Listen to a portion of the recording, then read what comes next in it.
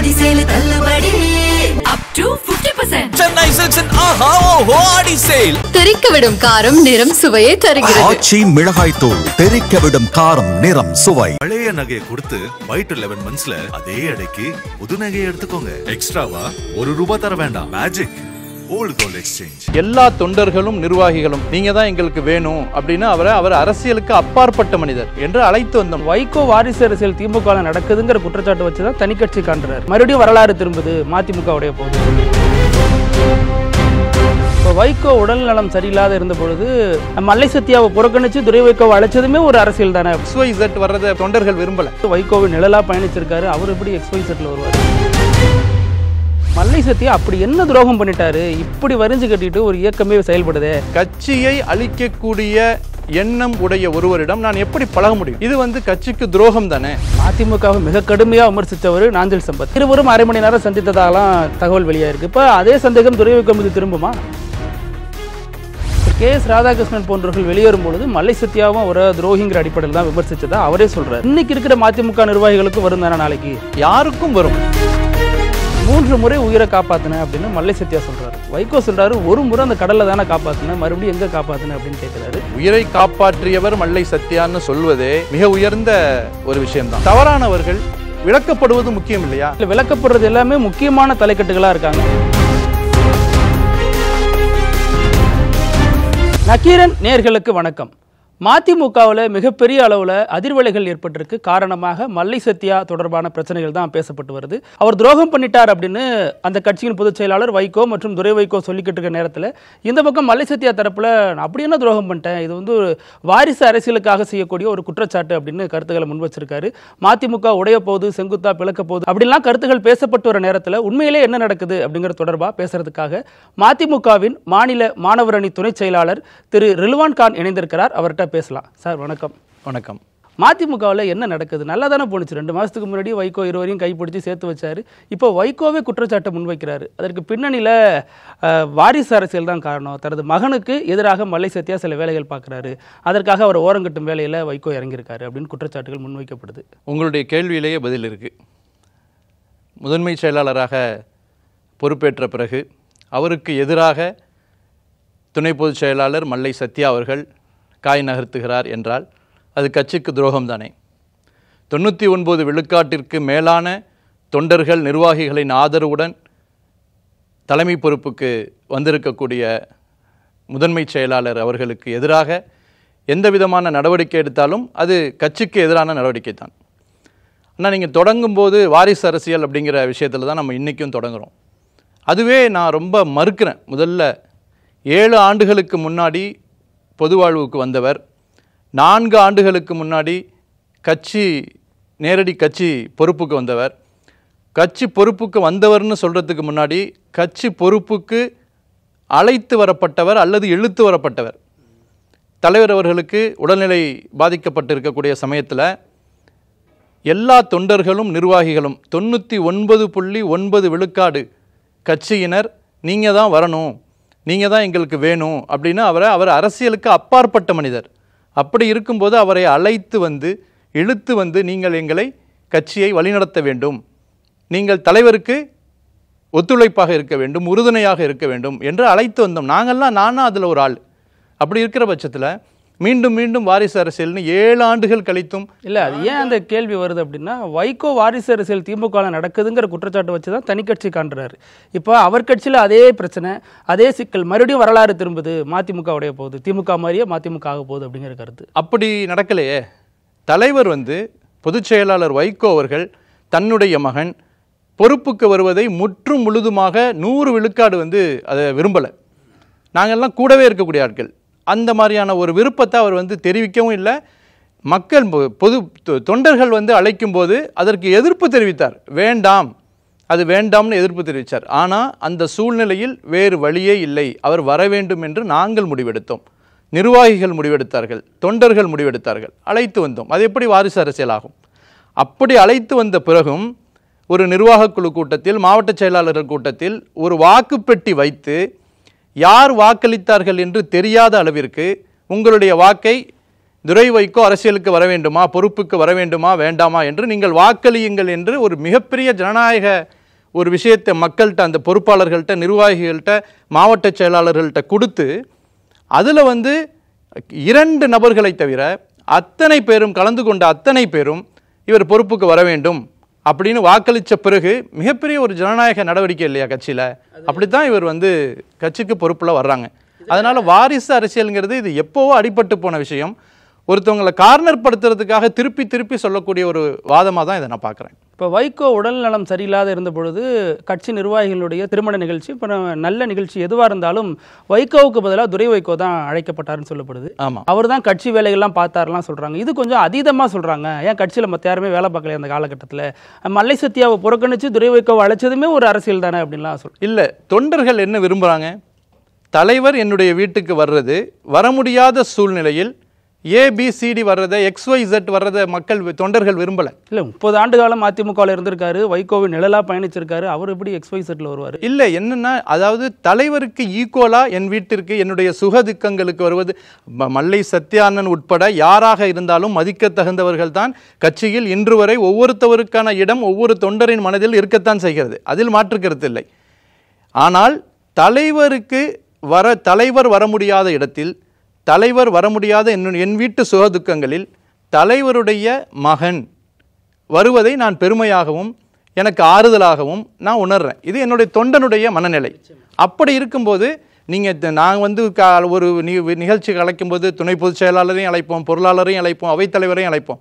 ஆனால் யாருக்கு முக்கியத்துவம் கொடுப்போம் அப்படின்னா தலைவர் தலைமையில் அவர்கள் கையால் மாங்கல்யம் எடுத்து கொடுக்கணும், இப்படிலாம் தான் ஒவ்வொரு தொண்டர்களும் நினைக்கிற பட்சத்தில் அந்த இடத்தை யார் நிவர்த்தி செய்ய முடியும், பூர்த்தி செய்ய முடியும் அப்படின்னா அது முதன்மை செயலாளர் துரை வைகோ அவர்கள் தான் ஒவ்வொரு தொண்டர் மனதிலும் இருந்தால், அதனால் தான் அவர் அழைக்கப்பட்டார். இதில் அவர் கொடுத்த அழுத்தம் தான். துரை வைகோ 2 மாதங்களுக்கு முன்னாடி மல்லை சத்யா மீது ஒரு குற்றச்சாட்டை முன்வைக்கிறாரு. அப்போது வைகோ வேற ஒரு ஸ்டாண்ட் எடுக்கிறாரு. இப்போ அவர் கொடுத்த அழுத்தம் தான் வைகோ இந்த முடிவை நோக்கி தள்ளி இருக்கு அப்படிங்கிற குற்றச்சாட்டை எப்படி பார்க்குறீங்க? அப்போது இது நல்ல விஷயம் தானே?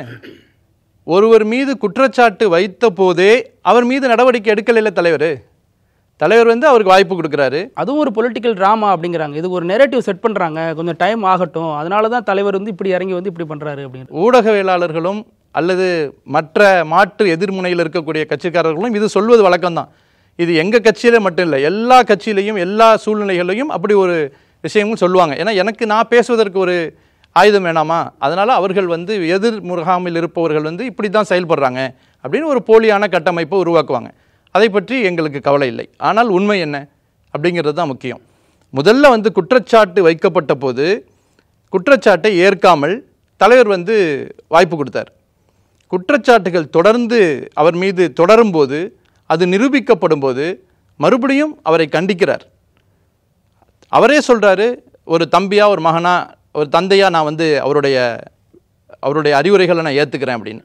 அப்படி இருக்கும் பட்சத்தில் ஒரு நாள் அல்ல, 2 நாள் அல்ல, ஒரு தடவை அல்ல, 2 தடவை அல்ல, பல தடவை முதலில் அப்படி இருக்காதுன்னு சொன்னாங்க, அப்படி இருக்கக்கூடாதுன்னு சொன்னாங்க, நீங்கள் அதை மாற்றிக்கங்கன்னு சொன்னாங்க. இப்படி விஷயங்கள் நடந்து ஒரு இடத்திற்கு வரும்போது தான் தலைவர் அதை நிர்வாகக் குழுவில் எக்ஸ்போஸ் பண்ணணும், என்ன நடக்குதுங்கிறது நிர்வாகக்குழு உறுப்பினர்களுக்காவது தெரியணும் அப்படிங்கிறத அவர் வெளிப்படுத்துறார். இதில் என்ன சொல்கிறாங்கன்னா, மல்லை சத்யா அப்படி என்ன துரோகம் பண்ணிட்டாரு, இப்படி வரிஞ்சு கட்டிட்டு ஒரு இயக்கமே செயல்படுது, அப்படி என்ன ஒரு துரோகம் பண்ணியிருக்க கூடும் அப்படின்லாம் கேட்குறாங்க. அதையுமே வெளிப்படையாக சொல்லிட்டோமே. அது நம்பக தகுந்ததா இல்லை, ஏன்னா இதெல்லாம் ஒரு காரணமாக ஃபேஸ்புக்கில் யாரோ எழுதுவாங்க, அதையெல்லாம் நம்பியா ஒரு கட்சி முடிவெடுக்கும் அப்படின்னு. அது மட்டும் இல்லையே, அது ஃபேஸ்புக்கில் சமூக வலைதளங்களில் எழுதுவதை கொண்டு மட்டும் பேசப்படலை. கட்சியிலிருந்து வெளியேறியவர்கள், கட்சிக்கு எதிரான நடவடிக்கையில் ஈடுபடக்கூடியவர்கள், இன்றளவும் கட்சியிலிருந்து ஆட்களை பிரித்தெடுத்து செல்ல முடியுமா என்ற அந்த போராட்டத்தில் இருக்கக்கூடியவர்கள், தொடர்ந்து கட்சியிலிருந்து வெளியேறி தலைவரையும் முதன்மை செயலாளரையும் கட்சியையும் மிக காட்டமாக மிக தவறான வார்த்தையில் எதிர்க்கக்கூடியவர்கள், தொடர்ந்து சமூக வலைதளங்களில் இயங்கக்கூடியவர்கள், காணொளி வாயிலாக பேசிக்கொண்டிருக்கக்கூடியவர்களுக்கு ஆதரவாக இருக்காரு அல்லது உடன் இருக்காரு, கூட இருக்கிறாரு, தினமும் தொடர்பில் இருக்காரு அப்படிங்கிறது வந்து சொல்லப்பட்டு நிரூபிக்கப்பட்டு தானே தலைவர் அந்த வருத்தமான முடிவுக்கு வர்றாரு. இது வந்து கட்சிக்கு துரோகம் தானே. கட்சியை அழிக்கக்கூடிய எண்ணம் உடைய ஒருவரிடம் நான் எப்படி பழக முடியும்? நீங்கள் அது கட்சியாக இருக்கட்டும், குடும்பமாக இருக்கட்டும், ஒரு நிறுவனமாக இருக்கட்டும், இங்கேருந்து போகிறாங்க வர்றாங்க, அது சகஜம். ஆனால் போனவர்கள் இந்த குடும்பத்தை அழிக்கணும்னு நினைக்கிறாங்க, இந்த நிறுவனத்தை, இந்த கட்சியை அழிக்கணும்னு நினைக்கும் போது நான் எப்படி அவங்களோட தொடர்பில் இருக்க முடியும்? நான் தொடர்பில் இருந்தால் மறைமுகமாக எனக்கு அப்படி ஒரு அஜெண்டா இருக்கிறதா தானே கருதப்படும். இப்போ நீங்களே இருக்கீங்க, நாளைக்கு பொது இடத்துல மல்லை சத்யாவை பார்த்தீங்கன்னா இத்தனை வருட காலம் உங்களுடைய உழைப்பு அந்த கட்சியில் நீங்கள் சேர்ந்து பணியாற்றி இருப்பீங்க. அதன் அடிப்படையில் ஒரு புன்னகை செய்வீங்க, அதுக்கடுத்து போய் பழகலாம், பேசலாம். அதெல்லாம் ஒரு பெரிய குற்றமாக கருத முடியுமா? ஏன்னா மதிமுகங்கிறது முற்போக்கான இயக்கம் சொல்லப்படுற நேரத்தில் இந்த சின்ன சின்ன விஷயங்களையும் ஊதி பெரிதாக்குறது சரியா இருக்கு? இல்லை, நிச்சயமாக மறுமலர்ச்சி திமுக ஒரு முற்போக்கான இயக்கம்தான், ஒரு ஜனநாயக அதிகப்படியான ஜனநாயக இருக்கக்கூடிய ஒரு இயக்கம்தான். இப்போ நீங்கள் சொன்னீங்க நாளைக்கு யாரை பார்த்தாலும் வணக்கம் சொல்லுவோம், புன்முறுவலிடுவோம், அதெல்லாம் அரசியல் நாகரிகம். அவர்கள் இந்த கட்சிக்கு எதிராக செயல்படுகிறார்கள் என்று உறுதிப்படுத்தப்பட்டு பொதுவெளியில் அவர்கள் கட்சிக்கும் தலைமைக்கும் எதிராக பேசுகிறார்கள், செயல்படுகிறார்கள்ங்கிறது பட்டவர்த்தமாக தெரியும் போது நான் அவரோடு எப்படி தொடர்பில் இருக்க முடியும்? என் மனம் உறுத்தாதா? என் தலைவரை பற்றி, என்னுடைய கட்சியை பற்றி ஒருத்தர் தொடர்ந்து விமர்சனம் செஞ்சிட்டு இருக்காரு. விமர்சனத்தை தாண்டி ஒரு குற்றச்சாட்டை, ஒரு தவறான வார்த்தைகளை பிரயோகிக்கக்கூடியவங்க, கட்சியிலேன்னு ஆளை இழுத்துட்டு போகணும்னு நினைக்கக்கூடியவங்களுக்கு தொடர்பில் என்னால் எப்படி இருக்க முடியும்? என் மனம் எப்படி ஒப்பும்? அப்போ அந்த மனம் ஒப்புகிற மனிதர் மீது ஒரு கேள்விக்குறி, ஒரு சந்தேக பார்வை ஏற்படத்தானே செய்யும். இல்லை, மதிமுகவை மிக கடுமையாக விமர்சித்தவர் நாஞ்சில் சம்பத். அவர் ஒரு தனியார் நிகழ்ச்சியில் ஒரு கல்யாண வீட்டில் பார்க்குறாரு, துரை வைகோ பார்க்குறாரு. அங்கே இருவரும் அரை மணி நேரம் சந்தித்ததாகலாம் தகவல் வெளியாயிருக்கு. இப்போ அதே சந்தேகம் துரை வைகோ மீது திரும்புமா? நிச்சயமாக இல்லை. எப்படி? அது பொருத்தமில்லாத கேள்வி இல்லையா? ஏன் அப்படின்னா, இதே தான் இப்போ நீங்கள் முன்னாடி கேட்டீங்க, ஒருத்தரை பார்க்கும்போது அவர்கிட்ட நம்ம புன்முறுவல் எழுதுவதோ, பேசுவதோ, கைகுலுக்கிக் கொள்வதோ, அணைத்துக் கொள்வதோ அதெல்லாம் வேற. ஏன்னா வெவ்வேறு சித்தாந்தத்தில் இயங்குறாங்க. அப்படிங்கும்போது அவரோட தொடர்ந்து தொடர்பில் இருந்தாரா முதன்மை செயலாளர் துரை வைகோ? அப்படி இல்லை. ஒரு திருமண நிகழ்ச்சியில் பார்க்குறாங்க, கை கொடுக்குறாங்க, சால்வை போடுறாங்க, அணைக்கிறாங்க, அது வேற. எத்தனை ஆண்டு காலம் நீங்கள் பணியாற்றினீர்கள் என்ற ஒரு ஒரு காம்ப்ளிமெண்ட் அது. அதை தாண்டி தினமும் தொடர்பில் இருப்பது, அவருடைய காரில் பயணிப்பது, அவருடன் பேசிக்கொண்டிருப்பது எப்படி நியாயமாக இருக்கும்? அப்படி அவர் இல்லைல்ல. அப்போ இவர்கள் அப்படி இருக்கிறார்கள்ல. அப்படி இருக்கும்போது ஒரு சந்தேக பார்வை எழத்தானே செய்யும். மல்லை சத்யாவை ஒரு தலித்தாக அடையாளப்படுத்துவது நியாயமா? அதுவும் வைகோ போன்ற தலைவர்களே அதை செய்யறது சரியா? எப்போ செஞ்சாங்க? இப்போ அவர் சொன்னார் இல்லையா, நான் வந்து தலித்துகள் நிறைய பேருக்கு பொறுப்பு கொடுத்துருக்கோம். அது எங்கிருந்து தொடங்கியதுன்னு பார்க்கணும். மல்லை சத்யா அவர்கள் இதற்கு முன்பாக ஒரு சமூக வலைதளத்தில் ஒரு சலசலப்பு ஏற்பட்ட போது, இப்போ ஒரு கட்சி தொண்டன் இருக்கான், இவர் தான் தலைவர், அவருக்கு அடுத்து இவர் தான், வேற யார் எத்தனை வருஷம் உழைத்தாலும் அந்த இடத்திற்கு நாங்கள் உங்களை வச்சு பார்க்க முடியாதுன்னு சொல்கிறான். அதற்கு பதில் சொல்லக்கூடிய மல்லை சத்யா அவர்கள் என்ன சொல்கிறாங்க அப்படின்னா, நான் தலித்துங்கிறதுனால, நான் தாழ்த்தப்பட்டவன்கிறதுனால நான் அந்த இடத்துக்கு வர முடியாதா? அப்படி அவர்கள் எழுதுகிறார்கள். அது யாரோ ஒரு தொண்டன் அல்லது யாரோ ஒரு அபிமானி, அனுதாபி எழுதக்கூடிய விஷயங்களுக்கு ஒரு கழகத்தின் துணை பொதுச் செயலாளர் முதலில் அந்த வார்த்தையை அவர் சொல்கிறார். என்னை எதிர்க்கிறாங்க, என்னை கட்சி தலைமைக்கு வர முடியுமான்னு கேட்குறாங்க, ஏன் நான் தலித்துங்கிறதுனால வர முடியாதான்னு கேட்குறாரு. அப்போ எங்கள் புள்ளி, இதனுடைய தொடக்க புள்ளி எங்கே இருக்குன்னா அவரிடமிருந்து தான் அது தொடங்குச்சு. அப்படி தொடங்கும் போது அதற்கு மறுப்பு சொல்லும்போது நம்ம என்ன சொல்லணும்? அப்படி இல்லைங்க, நாங்கள் அப்படி பார்க்கல, தாழ்த்தப்பட்டவரை பார்க்கக்கூடிய இடத்துல தலைவர் என்றைக்குமே இல்லை அப்படிங்கிறது தலைவர் தன்னுடைய கருத்தை சொல்லித்தான் ஆகணும். அப்படித்தான் அந்த பேட்டியில் அவர் சொல்கிறார். இல்லை, மல்லை சத்யா பொதுவெளியில் எங்கேயுமே மதிமுகவையோ அதன் தலைமை பொறுப்பில் இருக்கிறவங்களோ விமர்சிக்கல. ஆனால் நீங்கள் ஒரு நிர்வாகம் உள்ளரங்க கூட்டத்தில் பேச வேண்டிய விஷயங்களை பொதுவெளியில் வைக்கிறதன் மூலம் மல்லை சத்யாவை டார்கெட் பண்ணுறீங்க அப்படிங்கிற விமர்சனம் முன்வைக்கப்படுது. கட்சிக்கு ஒரு இலைமறைவா காய்மறைவா இருந்த விஷயம் கட்சிக்குள்ள ஒரு புற்றீசல் மாதிரி உள்ள நுழைஞ்சி அது அந்த அமைப்பையே காலி பண்ணும் அப்படின்னா அது ஒரு அறுவை சிகிச்சை எடுத்து தானே ஆகணும். மருந்து கொடுத்து சரி பண்ணணும்னு பார்க்குறோம், மாத்திரை கொடுத்து சரி பண்ணணும்னு பார்க்குறோம். முடியலைங்கும் போது அங்கே ஒரு அறுவை சிகிச்சை தேவைப்பட்டால் அதை செய்து தானே ஆகணும். முதலில் தலைவர் தனிப்பட்ட முறையில் பேசியிருக்காங்க, கண்டிச்சிருக்காங்க, செய்யாதீங்கன்னு சொல்லியிருக்காங்க. அதற்கு பிறகும் இது தொடரும் போது முதலில் உள்ளரங்கில் தான் பேசினார், முதலில் நிர்வாக குழு கூட்டத்தில் தான் இதை எடுத்துரைத்தார். அதன் பிறகு வெளியில் இப்போ ஒரு உங்களை மாதிரி ஒரு நண்பர் பேட்டி எடுக்கும்போது அங்கே என்ன நடந்துச்சுன்னு நீங்கள் சொல்லி தானே ஆகணும். அப்படித்தானே அதன் விளைவது. எல் கணேசன், செஞ்சி ராமச்சந்திரன், KS ராதாகிருஷ்ணன், இந்த வரிசையில் இப்போ மல்லை சத்யா. மதிமுக எதை நோக்கி பயணிக்கிறது? மதிமுக வளர்ச்சியை நோக்கி பயணிக்கிறது, ஒரு கட்டுக்கோப்பை நோக்கி பயணிக்கிறது, இலக்கை நோக்கி பயணிக்கிறது, வெற்றியை நோக்கி பயணிக்கிறது. அப்படிதான் சொல்லணும். அதாவது நல்லவர்கள், கட்சிக்கு உழைக்கிறவர்கள் சேரணும் அப்படிங்கிறது எவ்வளவு முக்கியமோ, கட்சிக்கு எதிரானவர்களை கட்சி அப்புறப்படுத்தணும் அப்படிங்கிறதும் அதில் ரொம்ப முக்கியமானது, அந்த நடவடிக்கையில் ரொம்ப முக்கியமானது. தன்னுடைய வேகத்தை, இலக்கு நோக்கிய பயணத்தை இன்னும் வேகமாக இன்னும் சிறப்பாக எடுத்துகிட்டு போகணும் அப்படின்னா எப்படி சரியானவர்கள் வந்து சேருவது முக்கியமோ அதுபோல் தவறானவர்கள் விளக்கப்படுவது முக்கியம் இல்லையா? இல்லை, விளக்கப்படுறது எல்லாமே முக்கியமான தலைக்கட்டுகளாக இருக்காங்க. ஆதிகாலம் முதல் வைகோவோட தோளுக்கு தோளாக இருந்த நபர்கள் தான் விளக்கப்படுறாங்க. அது என்ன மெசேஜ் சொல்லணும்னு ஒன்று இருக்குல்ல? அது மெசேஜ் என்ன சொல்லும் அப்படின்னா, அதாவது புரிந்து கொள்ளக்கூடியவர்களுக்கு நாம் ஒன்று சொல்ல முடியாது. என்ன ஆக்சுவல் விஷயம் அப்படிங்கிறத தான் நம்ம பேச முடியும். கட்சிக்கு மாற்று கருத்துடையவர்கள் அந்த மாற்று கருத்து துரோகத்தை விளைக்கக்கூடிய அளவிற்கு செல்லும்போது அவர்கள் யாராக இருந்தாலும், எவ்வளவு உயர்வானவர்களாக இருந்தாலும், மக்கள் ஆதரவு கொண்டவர்களாக இருந்தாலும் அவர்களை சுமப்பது என்பது கட்சிக்கு கூடுதல் பலம் குறைவு தான், கூடுதல் பின்னடைவு தான். அப்படி இருக்கும்போது அந்த பின்னடைவிலிருந்து கட்சியை காப்பாற்றிக் கொள்வது ஒரு கட்சியுடைய தலைவருடைய கடமை இல்லையா? அவர் அது போல முடிவுகள் எடுக்கிறாங்க, அவர்கள் வெளியேறுகிறார். இப்போ KS ராதாகிருஷ்ணன் போன்றவர்கள் வெளியேறும் பொழுது மல்லை சத்யாவும் ஒரு துரோகிங்கிற அடிப்படையில் தான் விமர்சித்ததா அவரே சொல்றாரு. அப்போது அதே நிலைமை இன்னைக்கு இருக்கிற மதிமுக நிர்வாகிகளுக்கும் வரும் தானே நாளைக்கு? யாருக்கும் வரும். நான் துரோகம் இந்த கட்சிக்கு, இயக்க தந்தை தலைவர் வைகோ அவர்களுக்கு, முதன்மை செயலாளருக்கு நான் துரோகம் எண்ணினேன் என்றால் எனக்கும் அதே நிலைதான் வரும். இங்கு இருக்கக்கூடிய தலைவர்கள் முதற்கொண்டு தொண்டர்கள் வரை அதே நிலைதான் வரும், மாற்று கருத்தில். 3 முறை உயிரை காப்பாற்றினேன் அப்படின்னு மல்லை சத்யா சொல்றாரு. வைகோ சொல்றாரு ஒரு முறை அந்த கடலில் தானே காப்பாற்றினேன், மறுபடியும் எங்கே காப்பாற்றினேன் அப்படின்னு கேட்குறாரு. அந்த ஒரு முறை காப்பாற்றினாலும் அது பெரிய விஷயம் தானே அப்படின்னு ஒரு புறம் வாதம் போயிட்டு இருக்கு. மற்ற 2 முறை உயிர் காப்பாற்றினது எங்கே அப்படிங்கிற கேள்வியும் எழுந்திருக்கு. இல்லை, இது மல்லை சத்யா அவர்கள் சொல்வதற்கு முன்னாடியே தலைவர்கள் பல மேடையில் சொன்னார்கள், என் உயிரை கடலில் காப்பாற்றியது ஹோட்டலில் வச்சு தம்பி மல்லை சத்யா தான் அப்படின்னு. அதனால் இது அவர் சொல்லி தான் இவர் சொல்லலை, தலைவர் தான் அதை முதல்ல வெளியிடுறாங்க. அவங்க மேடைக்கு மேடை சொல்கிறாங்க.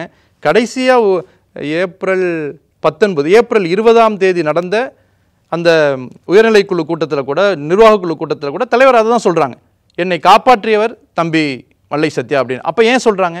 1 மாதம் இருக்குமா, 1.5 மாதத்துக்கு முன்னாடி ஏன் சொல்கிறாங்கன்னா, அவர் தொடரணும், அவருடைய தப்பை புரிந்து கொண்டு மாற்றிக்கொண்டு அவர் தொடரணுங்கிறதுக்கான இணைப்பு விஷயந்தான் அது. ஆனால் அதையும் தாண்டி அது வேறு ஒரு டேர்ன் எடுக்கும்போது கட்சியை காப்பாற்றிக் கொள்வதற்கு, கட்சியை ஒரு இந்த மாதிரியான ஒரு சலசலப்பிற்கு ஆட்படாமல் காக்கிற ஒரு பொறுப்பு கட்சியோட தலைமைக்கு உண்டு. அதை நோக்கித்தான் தலைவர் செயல்படு. என்ன சொல்றாங்கன்னா, ஒரு முறை மாமல்லபுரம் கடல்ல காப்பாற்றினது எல்லாரும் தெரியும். இன்னொரு முறை மாமல்லபுரத்திலே ஒரு திருமண விழாவில் பங்கேற்கிறதுக்காக வைகோ தங்கியிருந்த பொழுது அவருக்கு உடல்நல கோளாறு ஏற்பட்டுட்டு அதை சரியான நேரத்தில் அவர் கொண்டு போய் மருத்துவமனையில் சேர்த்தது மல்லை சத்யா அப்படின்னு இன்னொரு விஷயம் சொல்றாங்க. 3வது ஒரு பாயிண்ட் சொல்றாங்க, இது மாதிரி மேடையில் ஒரு முறை தொண்டர் ஒருவர் சால்வை போட வர்றப்ப அவர் கழுத்து இருக்கிற மாதிரி போயிட்டாரு, அப்போதும் காப்பாற்றினது மல்லை சத்யா தான். இதையெல்லாம் மறந்துட்டு வைகோ ஒரு முறை மட்டும் சொல்றது நியாயமா அப்படின்னு? இல்லை, உயிரை காப்பாற்றியவர் மல்லை சத்யான்னு சொல்வதே மிக உயர்ந்த ஒரு விஷயம்தான், அதில் மாற்று கருத்து இல்லை. ஆனால் நான் தடுக்கி விடும்போதெல்லாம் பிடிச்சேன், அப்போ அதெல்லாம் உயிர் காக்கிற விஷயம்னு சொல்வது எந்த அளவுக்கு சரின்னு தெரியல. இதுக்கு தலைவர் கேள்வி கேட்டிருக்காங்க, மல்லை சத்யா அவர்கள் அதற்கு பதில் சொல்லுவாங்க, அவ்வளோதான் அதனுடைய விஷயம். இப்போ என்ன முடிவில் இருக்காங்க கட்சி? ஏன்னா அடுத்து நீக்க போகிறாங்களா அல்லது அவர் எதுவும் விலக போகிறாரா? இது வரைக்கும் அமைதியாகவே இருக்காங்களே. இல்லை, இது தலைமை எடுக்கக்கூடிய முடிவு. மீண்டும் உயர்நிலைக்குழு கூடும், மீண்டும் நிர்வாகக்குழு, மாவட்ட செயலாளர்கள் குழு கூடும். இங்கே தனித்து முடிவெடுக்கக்கூடிய ஒரு கட்சி இல்லை. இது எத்தனை 1.5 மாதத்திற்குள்ளாக 2-3 தடவை எல்லாம் கூட்டியிருக்காங்க. ஏன் அப்படின்னா இது விவாதிக்கப்படணும். ஒரு முடிவுக்கு பிறகு இந்த முடிவை, இப்படி ஒரு விஷயம் நடக்குது, என்ன முடிவு எடுக்கலாம், முதன்மை செயலாளர் துரை வைகோ அவர்கள் பொறுப்புக்கு வர வேண்டுமா வேண்டாமா என்றே ஒரு கூட்டம் நடத்தி ஒரு மூடிய வாக்குப்பெட்டி வைத்து அது எண்ணப்பட்டு அறிவிக்கப்பட்ட ஒரு கட்சி இது. அப்படி இருக்கும்போது எந்த விஷயமா இருந்தாலும் கட்சிக்கு அது நன்மையை பயக்கக்கூடிய விஷயம்தான் நடக்கும். அது அனைவருடைய ஆலோசனைக்கு பிறகு அது நடைபெறும். இதுவரைக்கும் பொதுவான தலைவராக பார்க்கப்படுற வைகோவை இப்போ சிலர், அதுவும் உங்கள் கட்சியிலேருந்து வெளியேறிய சிலரே ஜாதி ரீதியான அடையாளம் கொடுக்குறாங்க. ஏன்னா ஜாதி ரீதியாக தான் அவங்க இந்த நடவடிக்கைலாம் எடுக்கிறாங்க அப்படின்லாம் சொல்கிறாங்க. இது எப்படி பார்க்குறீங்க? அதுவுமே ஒரு துரோகத்தின் வெளிப்பாடாக தான் சொல்கிறோம். ஜாதி மதத்திற்கு அப்பாற்பட்டவர் தலைவர் வைகோ அவர்கள். அப்படிப்பட்ட ஒரு தலைவரை நீங்கள் ஒரு குற்றம் சாட்டுவதற்கு ஒரு மோசமான ஆயுதத்தை நான் பயன்படுத்துவேன், அது உங்களுக்கு பொருந்தாத ஆயுதம் அப்படின்னா அது துரோகத்தின் உச்சம் இல்லையா? இத்தனை ஆண்டுகள் கூட இருந்துட்டு அவரை பற்றி முழுவதுமாக புரிந்து கொண்டு உங்களை வீழ்த்த வேண்டும் என்பதற்காக நான் ஒரு அயோக்கியத்தனமான ஆயுதத்தை எடுப்பது மிக மிக தவறான விஷயமாக நான் கருதுகிறேன். தலைவரோ இளம் தலைவரோ அப்படிப்பட்ட நபர் அல்ல. நான் அவரிடம் இன்னும் சொல்லப்போனால் முதன்மை செயலாளரிடம் ஒரு செயலாளராக நான் கூடவே இருக்கிறேன். அவரை பற்றின அவருடைய இல்லத்தில், அவருடைய அலுவலகத்தில், அவருடைய வாகனத்தில் பயணப்படக்கூடிய ஒரு வாய்ப்பு எனக்கு இருக்குது. அவர் அப்படிப்பட்ட நபர் 100% இல்லை.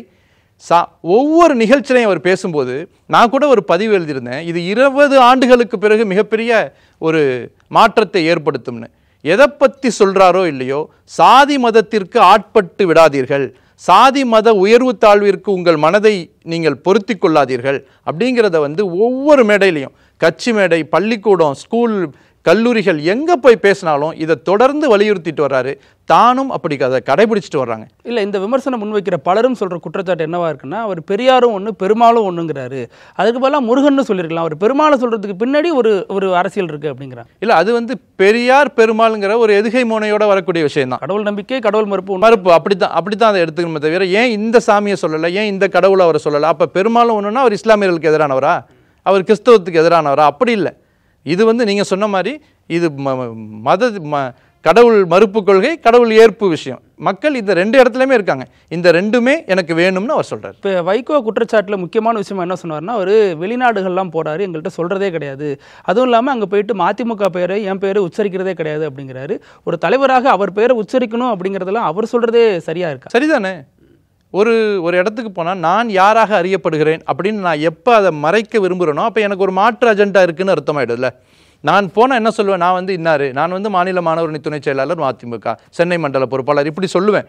இப்படி சொல்வதை தவிர்க்கக்கூடிய ஒரு விஷயம் எனக்கு வருதுன்னா நான் வேற ஒரு பாதையை தேர்ந்தெடுக்கிறோனுங்கிற ஒரு அச்சம் வரும்ல, ஒரு கேள்வி வரும்ல. அவர் சொல்லும்போதே என்னை பற்றி எங்கேயுமே சொல்லலை, கட்சியை பற்றி, கட்சியோட பேர் மதிமுக பற்றி எங்கேயுமே அவர் சொல்லலை அப்படின்னு சொல்லிட்டு, அது சொல்லலைனாலும் பரவாயில்ல அப்படிங்கிறது அந்த செகண்டே அதை சொல்லிட்டார். இல்லை, அவர் என்ன சொல்கிறாருன்னா, நான் கரைவேட்டி கட்டிட்டு தான் போகிறேன், போகிற இடத்துலலாம் வைகோ புகழ் பாடுறேன், ஆனால் இது ஒரு தேவையில்லாத குற்றச்சாட்டுங்கிற மாதிரி அவர் தரப்பில். அப்படி இருந்தால் அந்த குற்றச்சாட்டு இல்லாமல் போயிடும். நான் எல்லா இடத்திலும் தலைவர் பெயரை சொன்னேன், நான் வேட்டி கட்டிட்டு தான் போனேன், நான் என்னை மதிமுக காரணமாகத்தான் நான் அடையாளப்படுத்தப்படுகிறேன்னா நல்ல விஷயம் தான். இதில் இன்னொரு மெயினான குற்றச்சாட்டு என்னன்னா, துரை வைகோ இப்போ பாஜக கூட பேசிட்டு இருக்காரு, அங்கே மத்திய அமைச்சர் ஆகணும் அப்படிங்கிறது அவருடைய கனவா இருக்கு, அதற்காக காய் நகர்த்துறாரு. இதை அறிந்து கொண்ட திமுக தான் பல்லடத்தில் அந்த முன்னாள் நிர்வாகி, அப்புறம் இப்போ இருக்கிற 2 நிர்வாகிகளையும் இணைச்சு 3 பேரா ஸ்டாலின் தலைமையில இணைச்சுக்கிட்டாங்க. இதெல்லாம் துரை வைகோவால தான் வந்த ஒரு பின்விளைவுகள் அப்படின்னு சொல்றாங்க. இது 100க்கு 100 கட்டுக்கதை. இது யாரோ வேண்டாதவர்கள் கிளப்பி விட்ட கட்டுக்கதை. இது இன்னும் சொல்லப்போனால் எங்களுக்கு எந்த அளவுக்கு இது கட்டுக்கதைன்னு தெரியுமோ அதே அளவுக்கு கூட்டணி தலைமையான திமுகவுக்கும் இது கட்டுக்கதைன்னு தெரியும். இப்படி ஒரு விஷயம் நடக்கவே இல்லை. இப்போ மண்டலம் வாரியாக செயல் வீரர்கள் கூட்டம் நடந்துட்டுருக்கு.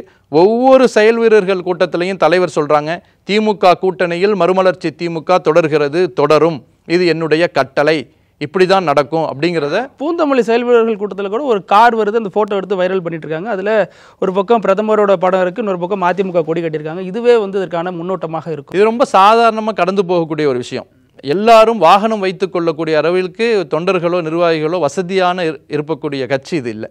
அப்படி இருக்கும்போது ஒரு வாடகைக்கு ஒரு காரை எடுத்துகிட்டு வர்றாங்க அப்படிங்கும்போது ஒரு அவசரத்தில் எடுத்துகிட்டு வரும்போது அதை கவனிக்காமல் வந்திருக்கலாமே தவிர அதற்கும் கட்சிக்கும் எந்த சம்பந்தமும் இல்லை. அந்த வாடகைக்காரர் அல்லது அந்த காருடைய உரிமையாளர் மாற்று கட்சியில் நீங்கள் சொல்லக்கூடிய பிஜேபியில் இருந்திருக்கலாம், அவருடைய புகைப்படம் வச்சிருக்கலாம். அதற்கும் கட்சிக்கும் எந்த நிகழ்வுக்கும் சம்பந்தமே இல்லை. அது ஒரு வாடகைக்கார், அவ்வளோதான். இதில் பின்னணியில் திமுக இருக்கா அப்படின்னு பொதுச் செயலாளர் வைகோவிட்டே கேள்வி எழுப்புறாங்க. அவர் திமுக இல்லை அப்படிங்கிறாரு, ஆனால் செந்தில் பாலாஜி இருக்கிறதா சொல்றாரு. இதை எப்படி புரிஞ்சுக்கிறது? செந்தில் பாலாஜி திமுகவோட அங்கம் தானே? அங்கம் தான்.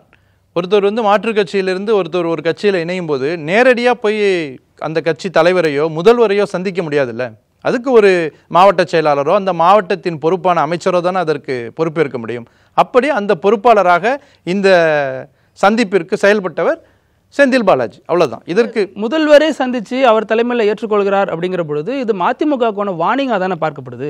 அப்படி பார்க்க அவசியம் இல்லை. ஏன்னா வேற எந்த கூட்டணிலையும் அவர் இந்த மாதிரி இணைப்பு நடத்தல. இது வரைக்கும் 2019 ஒன்னாவே இருக்கீங்க, இது வரைக்கும் இந்த மாதிரி ஒரு சம்பவம் நடக்கல. இப்போ நடக்குதுன்னா அது எப்படி எடுத்துக்கிறது? இல்லை, இதற்கு பின்னாடி நீங்க ஏற்கனவே கேட்ட கேள்விதான் இருக்கு. என்ன அப்படின்னா, பிஜேபிக்கு அவங்க பேசுறாங்களா அப்படின்ட்டு.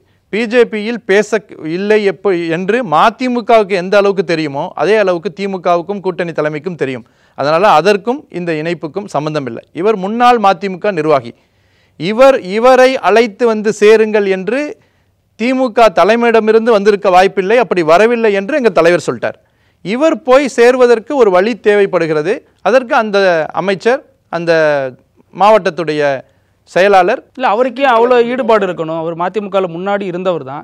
இப்போ இப்படி ஒரு அசைவு நடந்தால் அது கண்டிப்பாக கூட்டணிக்குள்ள ஒரு சலசலப்பை ஏற்படுத்தும் தெரிஞ்சு அவர் பண்ணுவாரா தெரியல. அது அவர் தான் பதில் சொல்லணும். இப்போ தலைமை கண்டிக்கணும்ல, திமுக தலைமை கண்டிச்சிருக்கணும், அல்லது இதை மதிமுக வச்சு கண்டிச்சிருக்கணும். எதுவுமே இல்லாமல் ஒரு முன்னாள் இருந்த நிர்வாகிக்கு முத்திரத்தணும் அப்படின்னு சொல்கிறாங்களே ஒழிஞ்சு, இப்போ கட்சியில் இருக்கிற 2 நிர்வாகி அங்கேருந்து போனாங்களே, அதை பற்றி எதுவும் பேச மாட்டேங்கிறாங்களே. இல்லை, எல்லாருமே ஒன்றா தானே போயிருக்காங்க. கட்சியில் இருக்கக்கூடிய நிர்வாகி 2 பேர் போனதும் அவருடைய தலைமையில் போயிருக்காங்க. 3 பேரா முத்துரத்னம் போய் சேர்ந்திருக்காங்களே தவிர இதை தனித்தனியாக 3 பேர்னு பிரித்து பார்க்க வேண்டியதில்லை. அப்புறம் இறுதியாக ஒரு கேள்வி, இதில் மல்லை சத்யாவை துரோகி மாத்தையாவோட வைகோ எப்படி ஒப்பிடலாம் அப்படிங்கிற ஒரு குற்றச்சாட்டு முன்வைக்கப்படுது. ஏன்னா மாத்தையா பொறுத்த வரைக்கும் அவர் மேதகோ கொலை செய்ய திட்டமிட்டார் அப்படிங்கிற தகவல்லாம் பேசப்படுது. இது அப்படியே அவர் பண்ணியிருப்பாரு. இல்லை, அது அந்த பேட்டியில் நீங்கள் ரொம்ப ஆழ்ந்து கவனிக்கணும். அதாவது ஒரு நரேட்டிவை முதல்ல நமக்கு எதிராக ஒருத்தவங்க செட் பண்ணும்போது அதையே தொடர்ந்து எல்லாரும் பேச ஆரம்பிச்சிடுறாங்க. அப்போ உண்மை என்னங்கிறது மூலத்தை போய் யாரும் பார்க்கறதில்ல. அவர் மாத்தையாவை பற்றி சொல்லும்போது மேதகு அவர்களுக்கு எப்படிப்பட்ட மனிதனாக அவர் இருந்தார், எப்படி நம்பிக்கைக்குரியவராக இருந்தார், அப்படி நம்பிக்கைக்குரியவராக எனக்கு மல்லை சத்யா இருந்தார். இதற்கு பிறகு நான் எதுவும் பேச விரும்பவில்லைன்னு அவர் சொல்லிட்டார். இந்த ஒப்பீடே துரோகத்திற்கு முன்னாடி தமிழீழம் அமையும் போது மிக முக்கிய பொறுப்பிற்கு மாத்தையா தான் வர வேண்டும் என்று மேதகு சொல்கிறார். அப்படிப்பட்ட ஒரு முக்கிய தளபதியை போல தான் எனக்கு மல்லை சத்யா இருந்தார், அதற்கு மேல் நான் ஒன்றும் சொல்ல விரும்பவில்லைன்னு சொல்லிட்டார். அந்த இடத்திற்கு இவர் போவாரா போக மாட்டாரா என்பதெல்லாம் முடிஞ்சு போன விஷயம். ஆனால் ஒரு நரேட்டிவ், ஒரு தவறான ஒரு விஷயம் என்ன செட் செய்யப்படுகிறதுனா, இவருடைய துரோகத்தை ஒப்பிட்டுட்டார் அப்படின்னு. அவருடைய துரோகத்தை ஒப்பிடவில்லை. நீங்க அதை பார்த்தீங்கனாலே நல்லா தெரியும். ரொம்ப நன்றி. நிறைய கூர்மையான கேள்விகளுக்கு நிதானமாகவும் ஆழமாகவும் கருத்து சொன்னீங்க, பதில் சொன்னீங்க. உங்க நேரத்துக்கு கருத்துக்கு ரொம்ப நன்றி. மிக்க நன்றி. நக்கீரன் டிவிக்கு சப்ஸ்கிரைப் செய்யுங்கள். உங்கள் ஆதரவே எங்கள் பலம். ஆசிரியர்களுக்கு நண்பனாகவும் மாணவர்களுக்கு ஆசானாகவும் திகழும் தேர்வு வழிகாட்டி. ஒவ்வொரு பாடத்திற்கும் அனுபவமிக்க ஆசிரியர்களின் துல்லியமான தெளிவான விடைகள். CNC இருக்கு, தேர்வு பயம் எதற்கு? இது தீரன் பப்ளிஷிங் ஹவுஸ் விற்பனை வெளியீடு.